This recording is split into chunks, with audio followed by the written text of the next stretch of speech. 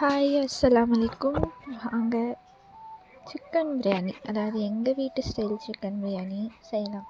எப்படி செய்யலான்றதை பார்க்கலாம். ஒரு ஸ்டவ்வில் பெரிய பாத்திரம் எடுத்துக்கோங்க. அதில் ஆயில் 100 ml விட்டு ஸ்பைசஸ் ஆட் பண்ணிக்கோங்க. பட்டை, லவங்கம், ஏலக்காய். அதுக்கப்புறம் அது ஹீட் ஆனதுக்கப்புறமா வெங்காயம் நான் ஒரு 4 எடுத்திருக்கேன்.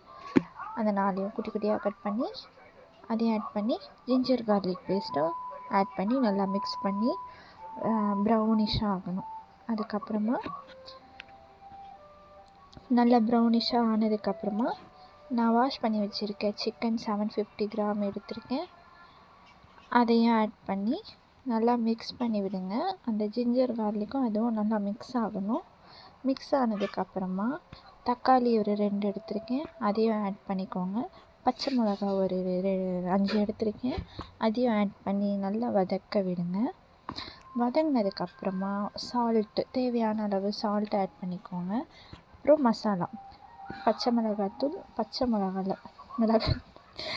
மிளகாத்தூள், மஞ்சத்தூள், சீரக பவுடர், பிரியாணி மசாலா, கரம் மசாலா, அப்புறம் மின்ட்டு, கொரியாண்டர், இதெல்லாம் சேர்த்து நல்லா மிக்ஸ் பண்ணி விட்டு ஒரு கப்பு அரிசிக்கு நான் 2 கப்பு தண்ணி எடுத்திருக்கேன். அதை ஆட் பண்ணி நல்லா கொதிக்க விட்டுக்கோங்க. நான் பொன்னி அரிசி எடுத்திருக்கேன், அதனால் நான் இந்த மாதிரி தண்ணி விட்டுருக்கேன். பாஸ்மதி அரிசிக்கு வேறு அளவு வரும், அது நீங்கள் வேறு மாதிரி செக் பண்ணிக்கோங்க. நெக்ஸ்ட்டு கொதி வந்ததுக்கப்புறம் தான் அரிசி போடணும். கொதியும் வந்துருச்சு, நான் அரிசியும் போட்டுக்கிறேன்.